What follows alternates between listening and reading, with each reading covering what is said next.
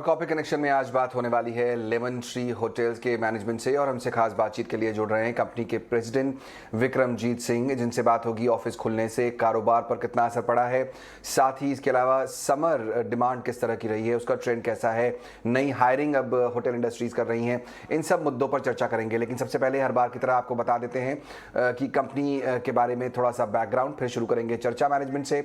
तो lemon Tree hotel जो है इसकी शुरुआत साल 2002 में की हुई थी। करीब 49 कमरों के साथ 2004 में इन्होंने पहला होटल खोला था। देश के मिड प्राइस होटल सेक्टर की एक दिग्गज कंपनी है। फिलहाल इस कंपनी के पास करीब 8,500 कमरों के 87 होटल्स हैं।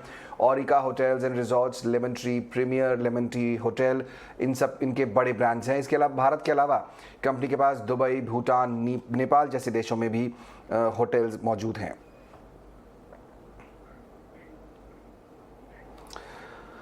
विक्रमजीत सिंह जी, बहुत बहुत स्वागत आपका ईटी नाउ स्वदेश पर। शुरुआत सबसे पहले करेंगे, जिस तरह का हम एनवायरनमेंट अब देख रहे हैं, ओपनिंग अप धीरे धीरे हो रही है इकोनॉमी की, अब नॉर्मल होती जा रही है लाइफ।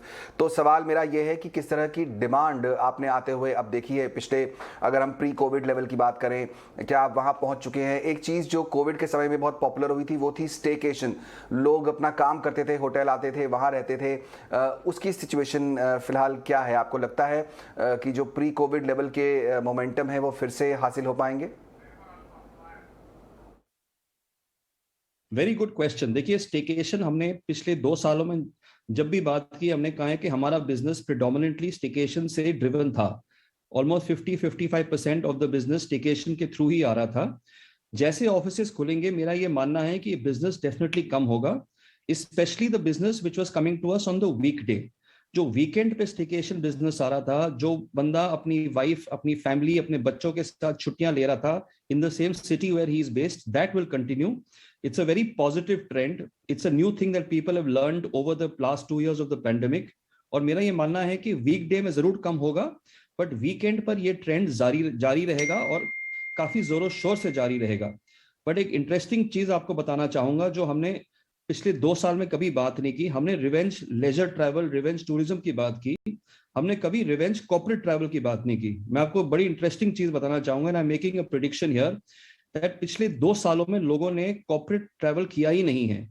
अगर आप अपने आप को देखें, अपने किसी मित्र से पूछें, वो भी बताएंगे कि पिछले 2 साल में बिजनेस ट्रैवल ना के बराबर है। मेरा ये मानना है कि जो रिवेंज ट्रैवल हमने लेजर डेस्टिनेशंस, छुट्टियों के लिए देखा था, वो अब उभर कर आएगा once the offices open, which is now happening. And Q1 में ये और भी ऑफिसेज खुलेंगे और corporate travel will come back with a big bang and revenge corporate travel. और जब आप और मैं अगली बार इस चैनल पे बैठेंगे तो हम रिवेंज कॉर्पोरेट ट्रैवल की बात करेंगे। ये मेरा एक प्रेडिक्शन है जो मैं आज आपको बताना चाहता हूं। And corporate travel will come back in a big way, which will more than make up for the loss of demand of staycation rooms on the weekdays. Correct, बिल्कुल। बहुत इंटरेस्टिंग बात आपने यहाँ पर कही सिंह साहब। कॉर्पोरेट रिवेंज ट्रैवल सच में कोई बात फिलहाल नहीं कर रहा है इस मुद्दे की, लेकिन जैसा आप प्रिडिक्ट कर रहे हैं कि नेक्स्ट टाइम जब हम और आप बैठेंगे तो इस मुद्दे पर बात हो रही होगी। यहाँ से मैं जो आपकी विजिबिलिटी किस तरह की है, मैं वो बात करना चाहता हूँ। जो करंट ऑक्यूपेंसी ट्रेंड है वो किस तरह का है? अगर हम पहले क्वार्टर की बात करें, FY23 की फॉर एग्जाम्पल, तो बुकिंग की विजिबिलिटी किस तरह की दिखाई देती है आपको? देखिए, मैं आपको एक ट्रेंड बताना चाहूंगा। इन इंडिया देखो, 2 things happen. Firstly, people get married on auspicious date, जिसको हम साया डेट बोलते हैं। और हिंदुस्तान में 80-90% शादियां सिर्फ साया डेट्स पे होती हैं। जो Q1 आ रहा है उसमें हमारे पास 35-36 साया डेट्स हैं। हर साया डेट पे शादियां सिर्फ साया डेट पे ही होती है इंडिया में। ये ट्रेंड हम देख रहे हैं आज नहीं, पिछले 50 सालों से। और हर शादी में 1 से 2 इवेंट होते हैं, इफ नॉट 3। तो आप अपना अनुमान लगा सकते हैं कि अगर 35 साया डेट्स Q1 में हैं, तो होटल इंडस्ट्री के लिए कितना डिमांड आने वाला है for hotel rooms, for banquets, to host wedding functions. So I am looking forward to a very good Q1, because not only will corporate travel start, जैसा कि आप जानते हैं ऑफिसेस खुलेंगे तो कॉर्पोरेट ट्रैवल भी शुरू होगा, बट ये साया डेट्स की वजह से जो शादी की सेगमेंट का डिमांड आएगा वो बहुत ही जोरों शोर से आने वाला है, क्योंकि साया डेट्स हमारे पास Q1 में भरपूर हैं। So that's the broad trend. I don't want to make forward-looking statements, but आपको एक अंदाजा होगा कि Q1 में होटल इंडस्ट्री का बिजनेस किस तरह होने वाला है। बिल्कुल, सिचुएशन यहाँ से बेहतर होती ही दिखाई दे रही है। सिंह साहब, एक बड़ा सवाल इससे ये भी आता है कि हमने देखा था कि कोविड के दौरान जब काफ़ी इम्पैक्ट हुआ था होटल इंडस्ट्री पे, ट्रैवल बंद हो गया था काफ़ी हद तक, तो होटल इंडस्ट्री में बहुत सारे लोगों को ले ऑफ किया गया था। अब उस ह्यूमन रिसोर्स की ज़रूरत फिर से पड़ेगी, आपको फिर से एम्प्लॉयज़ की ज़रूरत होगी, फिर से स्टाफ की ज़रूरत होगी, आप हायरिंग जाहिर तौर पर कर रहे होंगे। मैं ये जानना चाहता हूँ कि एक तो अवेलेबिलिटी कितनी है इस समय होटल इंडस्ट्री के पास, जो ये ह्यूमन कैपिटल है, ह्यूमन रिसोर्स है, उसकी अवेलेबिलिटी कितनी है, और कॉस्ट ट्रेंड किस तरह के आपको दिखाई दे रहे हैं जब आप नई हायरिंग कर रहे होंगे वर्कफोर्स को, तो किस तरह की कॉस्ट इनकर कर रहे होंगे? Very good question. देखिए, मैं ये कहना चाहूंगा कि इन the last 2 years because hotels were open shut, Covid का पहला वेव, दूसरा वेव, तीसरा वेव आता रहा जाता रहा, होटलें खुली, होटल बंद हुए। So we have lost a lot of man power. हमारी इंडस्ट्री से लोग छोड़कर रिटेल, ई कॉमर्स में गए हैं। हाउसकीपिंग डिपार्टमेंट के स्टाफ बहुत सारे हॉस्पिटल में अब्जॉर्ब हुए हैं। So definitely the industry has seen people who have left the industry and joined other industries. But मैं आपको एक चीज कहना चाहूंगा जो हम यूनिकली लेमन ट्री में करते हैं। हम अपने टॉप 1/3 यानी कि 33% ऑफ एम्प्लॉइज को आइडेंटिफाई कर रखा है, who we call high pots and special high pots and SHAs, which is super high achievers. ये जो 33% हमारा है, इस पर हम पूरी जोर लगाते हैं। इनको हम करियर डेवलपमेंट प्रोग्राम देते हैं, इनकी हम अलग से ट्रेनिंग नीड्स एड्रेस करते हैं, इनको फास्ट ग्रोथ करते हैं। और इस जो 33% का जो सेगमेंट है, यहाँ पर हमारी जो attrition pre covid has always been in single digits, it's been less than 10%। Even in the worst time of COVID, where the industry average of attrition was more than 50%, ये जो हमारा स्टील स्पाइन है, जो हमारी रीढ़ की हड्डी है, जिसको हम 1/3 हमारा जो एम्प्लॉय स्ट्रेंथ है, जो टॉप 1/3 है, it was not more than 16-17%। तो ये इसकी वजह से we been able to retain the mass, we been able to retain our brand standards, our services, despite the fact कि लोग बहुत भारी मात्रा में हमारी इंडस्ट्री को छोड़कर गए हैं, दूसरी इंडस्ट्रीज में गए हैं। और हमारी इंडस्ट्री ने 2 साल में इतना दर्द भी देखा है, उसके बाद भी we've been successful in making sure that our services are retained, our standards are there, and it's because of this unique policy that we follow. जहां तक कॉस्ट की बात है, definitely I think getting new people will be more expensive. मेरा ये मानना है कि कॉस्ट पर एम्प्लॉय 5 से 7% डेफिनेटली बढ़ेगा। बट कोविड ने हमें सिखाया है कि हम and I can give you the example of Lemon Tree, that we can operate with 30% lesser manpower. So अगर 5 से 7% cost of manpower भी बढ़ता है, 30% reduction in the number of manpower or number of people will definitely give us a massive saving, which is the big learning. In fact, the biggest learning that the entire industry has had from the COVID. तो यही कहना है मेरा।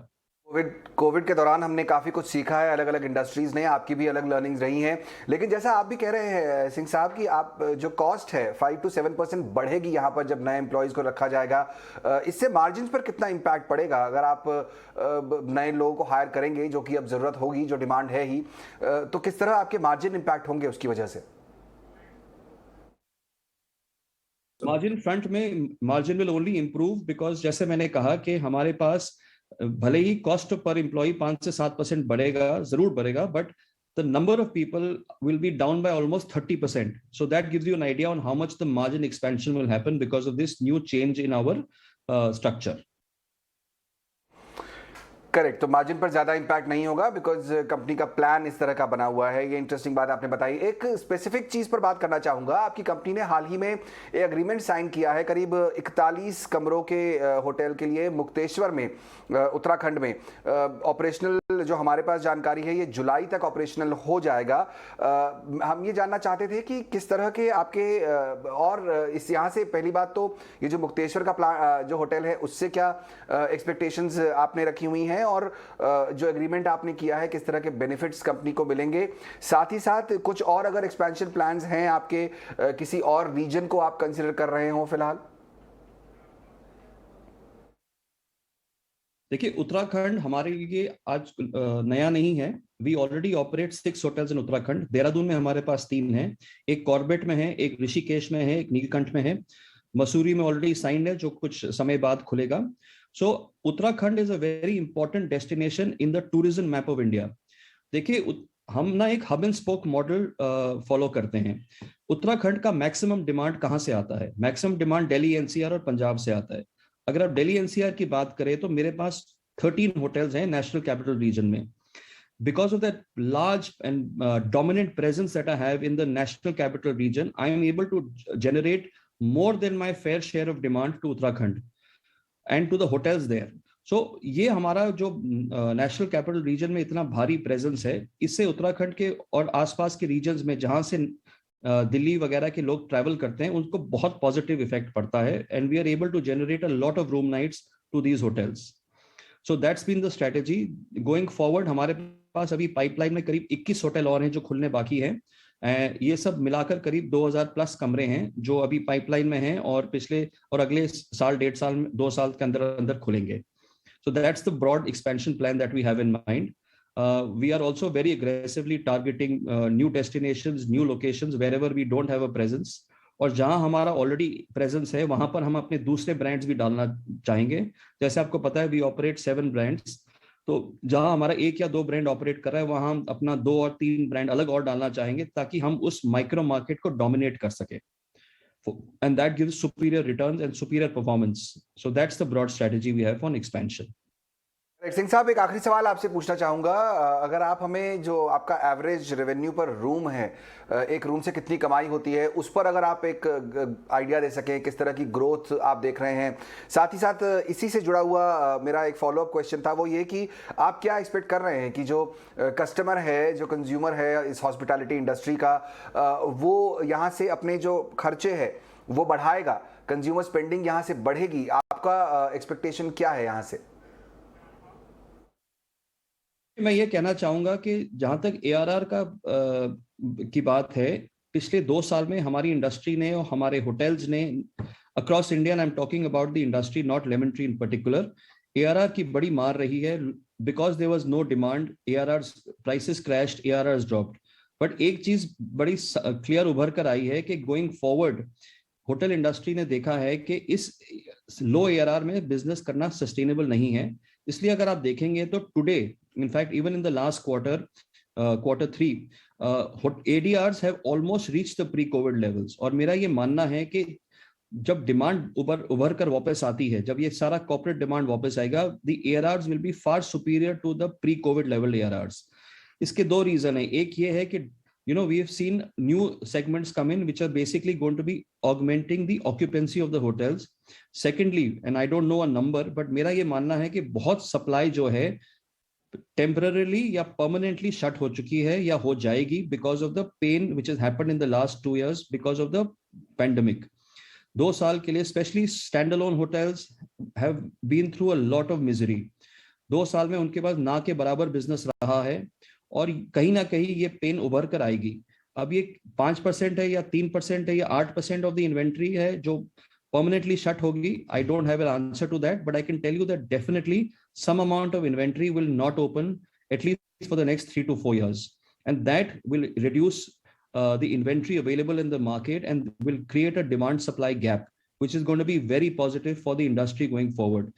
Secondly, जो हमारी supply growth है going forward will not be more than 2-3% because लोग इस industry में पिछले 2 साल में इतना पेन देख चुके हैं कि वो शायद नए होटल ज्यादा खोलेंगे भी नहीं। So supply growth, existing supply will shrink, new supply growth will not happen. Therefore, it will lead to a big demand supply gap, and this demand supply gap is what is going to really benefit the existing hotel owners and the hotel rooms in India. And you will see that we will go to, and my prediction is that second half of the year, H2 में आप जो prices देखेंगे, they will be much higher than the pre-COVID numbers। It will probably be one of the best time and a boom period for the hotel industry। Vikramjit Singh ji, बहुत बहुत शुक्रिया GT now स्वदेश को समय देने के लिए, and all the very best for the coming season. Lemon tree hotels के प्रेसिडेंट विक्रमजीत सिंह जी बताते हुए यहाँ पर कि किस तरह होटल इंडस्ट्री चेंज हो रही है। कोविड के बाद हमने देखा कि यहाँ पर अब जो नंबर ऑफ एम्प्लॉयज़ हैं, जो नंबर ऑफ लोग काम करते हैं, वो कम लोगों के साथ भी काम करना सीख गए हैं। और आने वाले समय में जैसा कि वो प्रेडिक्ट कर रहे हैं कि कॉर्पोरेट रिवेंज ट्रैवलिंग एक बार फिर से शुरू होगी। फेस्टिवल सीजन, शादियों का सीजन, ये सब इस पूरी इंडस्ट्री को हेल्प करेगा और आने वाले समय समय में स्थिति बेहतर होती दिखाई देगी। लेकिन इस पर्टिकुलर स्टॉक में आपको क्या करना चाहिए?